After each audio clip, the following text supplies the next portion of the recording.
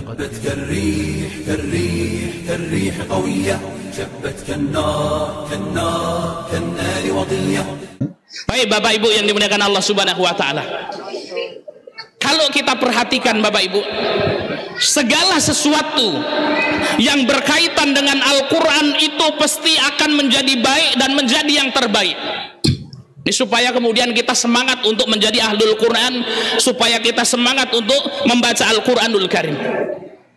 Al-Quranul Karim diturunkan melalui perantara malaikat Jibril alaihi salam. Maka malaikat Jibril karena membawa Al-Quran itu menjadi sayyidul malaikah, menjadi malaikat terbaik Bapak Ibu.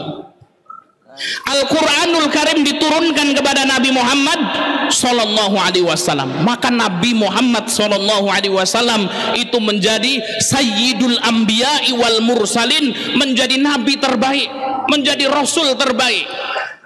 Al-Quranul Karim diturunkan kepada para sahabat, maka sahabat itu menjadi apa? Menjadi generasi terbaik. Khairul quruni qarni, kata Rasul, sebaik-baik generasi adalah generasiku. Al-Quranul Karim diturunkan kepada umatnya Nabi Muhammad, kepada umat Islam, maka umat Islam itu menjadi umat terbaik. Kuntum khairu ummah, kalian ini sebaik-baik umat, kata Allah Subhanahu wa ta'ala. Al-Quranul Karim diturunkan di bulan Ramadan. Bulan Ramadan menjadi bulan terbaikmu. Al-Quranul Karim diturunkan di malam Lailatul Qadar, maka malam Lailatul Qadar itu menjadi malam terbaik. Masya Allah. Al-Quranul Karim diturunkan di Mekah dan Madinah, ada sebagian yang diturunkan di Palestina, maka Mekah dan Madinah disebut dengan Al-Haramaini, dua kota suci dan kota terbaik di muka bumi ini. Dan Rasul Shallallahu Alaihi Wasallam bersabda, khairukum man ta'alamal Quran wa 'alamahu, sebaik-baik kalian, sebaik-baik manusia adalah yang belajar Al-Quran dan mengajarkan Al-Quran. Bapak Ibu yang dimuliakan Allah Subhanahu wa ta'ala, kalau kita renungkan, Al-Quran memiliki banyak sekali keutamaan. Yang pertama, kita akan menyebutkan keutamaan Al-Quran dua, keutamaan di dunia, yang kedua keutamaan di akhirat. Yang pertama Bapak Ibu yang dimuliakan Allah Subhanahu wa ta'ala, keutamaan membaca Al-Quran dan menjadi ahlul Quran di dunia akan menjadi keluarganya Allah Subhanahu wa ta'ala. Ya, mudah-mudahan nanti kita keluar dari Masjid Taqwa ini, kalau kita perhatikan baik-baik materinya, kita berazam untuk menjadi ahlul Quran. Setuju ibu-ibu? Ya, tapi jangan males baca Qurannya. Setuju Pak Ustadz, besok Qurannya udah nggak dibaca lagi. Ya, ada hadis Bapak Ibu yang dimuliakan Allah Subhanahu wa ta'ala. Suatu hari Rasul sedang ngumpul dengan para sahabat. Ada yang ngumpul seperti ini, Rasul kumpul sama sahabat, dan Rasul mengatakan, inna lillahi ahlina minan nas. Kata baginda Muhammad sallallahu alaihi wasallam, sahabat-sahabatku, tahu nggak sih kalau Allah itu punya keluarga dari kalangan manusia? Apa Bu?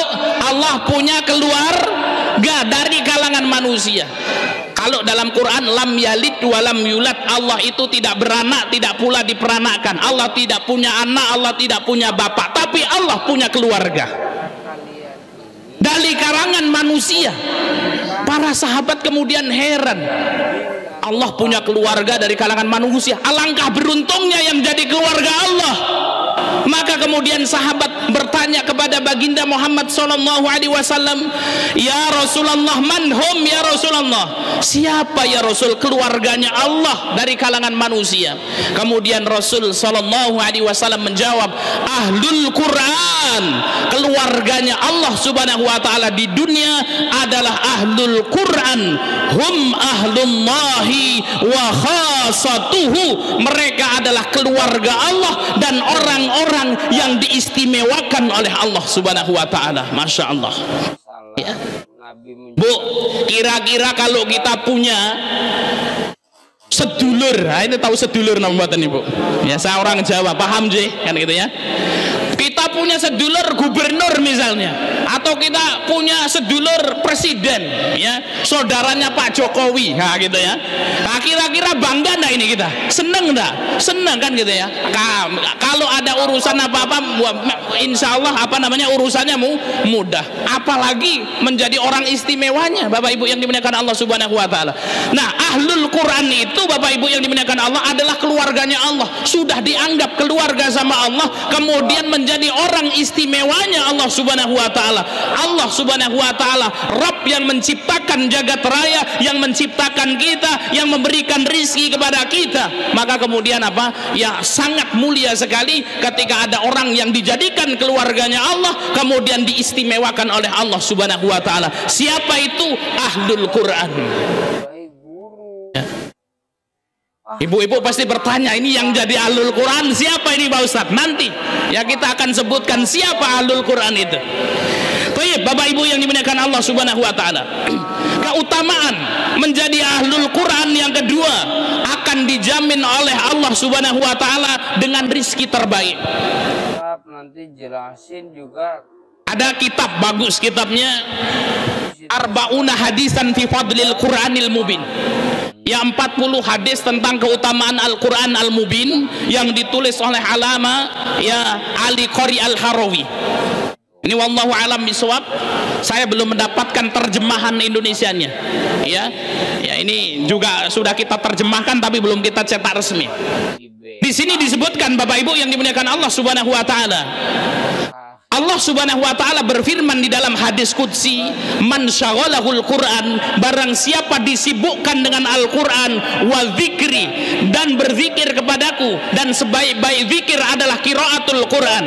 Man syaghalahul Quran wa dzikri an mas'alati, kata Allah Subhanahu wa taala, barang siapa yang sibuk membaca Quran, yang sibuk belajar Quran sampai dia lupa berdoa kepadaku. Ya, perhatikan hadisnya Bapak Ibu. Ini ada orang baca Quran sampai kemudian apa? Dia lupa berdoa kepada Allah. Dia lupa, ya Allah mudah-mudahan THR-nya tahun ini dibanyakan ya Allah. Dia lupa, ya Allah mudah-mudahan bisa beli baju yang bagus. Dia lupa berdoa kepada Allah. Saking sibuknya baca Quran. Apa kata Allah Subhanahu wa taala? A'taituhu, aku akan memberikan kepada orang yang ahlul Quran, yang sibuk dengan Quran itu, afdhala ma'atosailin, dengan sesuatu yang lebih baik daripada orang yang hanya berdoa kepada Allah namun bukan ahlul Quran. Masya Allah. Hadis ini Bapak Ibu yang dimuliakan Allah Subhanahu wa taala menjelaskan kepada kita bahwasanya ahlul Quran itu apa? Rizkinya dijamin oleh Allah Subhanahu wa taala dengan rizki terbaik. Tapi kadang-kadang orang tidak yakin, Bapak Ibu. Ada orang mau daftarkan anaknya ke pondok kita, datang, Pak Ustadz, ini pondoknya apa Pak Ustadz? Tahfidzul Quran. Jih Bu, tahfidzul Quran. Kalau anak saya ini ngapal Quran ini nanti jadi apa ya Pak Ustadz ya gitu ya. Saya bilang ya insya Allah nggak jadi kambing tuh Bu kan gitu ya. Insya Allah tetap jadi manusia kan gitu ya. Kadang-kadang orang itu kalau kemudian dengar pesantren ini, aduh ya. Saya kalau pulang ke kampung itu Bu, datang ya, kemudian apa ditanya, Mas, kalau masuk pesantren itu ya memang itu ya akhirat itu penting Mas, tapi kita juga hidup di dunia. Seolah-olah wong kalau belajar di pesantren ngapal Quran itu nggak butuh dunia kan gitu ya. Ya. Pokoknya wong pesantren ngapal Quran jadi fuqara wal masakin kan gitu ya Bu ya. Kan gitu ya. Nggak punya masa depan kan gitu ya. Ya. Buktinya kita juga bisa kuliah ke luar negeri kan gitu ya. Nah, ini orang-orang kadang-kadang berpikir seperti itu, Bapak Ibu yang dimuliakan Allah Subhanahu wa taala. Baik, Bapak Ibu yang dimuliakan Allah Subhanahu wa taala, barang siapa yang sibuk dengan Quran menjadi ahlul Quran, Allah akan jamin rizkinya dengan rizki terbaik. Kemudian ya Allah Subhanahu wa taala mengatakan wa fadlul kalamillah, dan keutamaan ilmu Quran ala sairil kalam, dibandingkan dengan ilmu-ilmu yang lain, ka fadlillahi ala khalqi, seperti keutamaan Allah atas seluruh makhluknya. Ya. Tahun 2020-an lah Bu, kita melakukan safar ketika itu dari Lampung ke Solo. Pulangnya kita dari Solo ke Jogja. Dari Jogja balik ya ke Lampung, ya transit di Jakarta kemudian ke Lampung. Nah, di atas pesawat perjalanan Jogja ke Jakarta kita bertemu dengan bapak-bapak. membawa putrinya satu orang. Kemudian saya tanya, Pak dari mana? Saya barusan dari Jakarta nganter anak saya, namanya Hasan. Ya, jadi Bapak Ibu kalau kemudian di YouTube itu kita ketik Hasan Hafid Cilik itu nanti keluar. Ya, namanya Hasan. Saya dari Jakarta Ustadz, kemudian keliling ya dari Kalimantan, kemudian dari setelah dari Kalimantan kemudian ke Jogja, kemudian balik. Ya, saya habis ngantarkan Hasan kemarin ke Jakarta. Kemana Pak? Ya mau talaki dan umroh di Mekah Al-Mukarramah. Umurnya Hasan ini 8 tahun hafal Quran Pak. Ya, 8 tahun hafal Quran. Ketika itu anak beliau 10. Semuanya kemudian yang 9 sudah hafal Quran semuanya. Ya, maka kemudian ketika ibunya mendidik anak-anaknya hafal Quran, diejek sama tetangganya. Ini ngapain ini kan gitu ya? Kenapa kau kemudian diajarin Quran ini mau ngapain? Ya Masya Allah. Ya sampai kemudian Hasan ini bisa umrah ya, kemudian tanpa mengeluarkan biaya apapun bisa kemudian belajar talaki dengan para masyayikh di Timur Tengah. Kemudian ada mbaknya ini ya kemudian sudah disediakan ya tanah yang luas, kemudian di situ ada pesantren, kemudian dibangunkan rumah ya. Hafal Quran 30 juz dan ketika itu sedang menghafal hadis. Masya Allah ya. Dan beliau bilang, Ustadz, anak-anak saya ini ketika mau kuliah Ustadz, saya sudah bebas biaya. Banyak kemudian universitas-universitas yang kemudian memberikan beasiswa tahfidzul Quran ya. Beberapa bulan yang lalu kita ada kawan ya, Kiai Zainal namanya ya, beliau mengatakan, Ustadz saya baru syukuran ya, ngisi syukuran apa Ustadz? Ada tetangga saya hafal Quran 30 juz kemudian mendapatkan beasiswa kedokteran. Masya Allah ya, dengan Quran 30 juz. Berapa Bapak Ibu kalau kemudian kita menyekolahkan anak kita ke jurusan kedokteran, berapa ratus juta itu dengan hafalan Quran 30 juz, maka kemudian Allah Subhanahu wa taala mudahkan. Ada salah seorang santriwati kita Bapak Ibu yang dimuliakan Allah Subhanahu wa taala ya, 3 bulan di tempat kita ngafal Quran, dapat 6 juz. 3 bulan dapat 6 juz sama ustadzahnya Masya Allah ya, kemudian di murojaah terus. Namun kemudian santriwati ini tidak betah, Ustadz ngafal Quran ini juga ternyata sulit, saya nggak betah. Terus mau kemana Mbak? Saya mau kuliah Ustadz. Ya sudah, mau kuliah kemana? Saya pingin kuliah ke Jogja, ambil jurusan psikologi. Berangkat ke Jogja karena kemudian ada tetangganya yang kuliah di sana, ngambil jurusan psikolog. Bapak Ibu yang dimuliakan Allah Subhanahu wa taala, dibuka di sana beasiswa ya S1 jurusan psikolog. Syaratnya adalah hafal Quran 5 juz. Santriwati kita ini 3 bulan dapat 6 juz ya, kemudian ini tesnya 5 juz, langsung kemudian tes selesai, kemudian hari ini sudah tahun akhir ini Bapak Ibu yang dimuliakan Allah Subhanahu wa taala. Allah Subhanahu wa taala mudahkan ya. Jadi Bapak Ibu yang dimuliakan Allah Subhanahu wa taala, orang yang hafal Quran ya, ahlul Quran akan dijamin rizkinya oleh Allah Subhanahu wa taala. Saya sering sampaikan kepada ya murid-murid kami, kepada santriwan-santriwati kami ya, ke antum menghafal Quran di sini tidak harus jadi ustadzah, tidak harus jadi ustadz, tidak harus jadi kiai yang kemudian ya ceramah di mimbar-mimbar, tidak.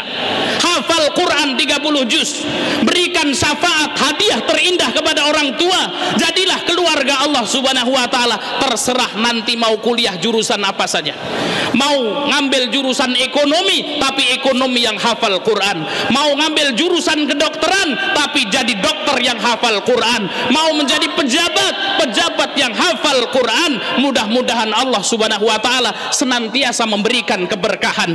Orang tua antum meninggal dunia, antum bisa memberikan syafaat kepada orang tua.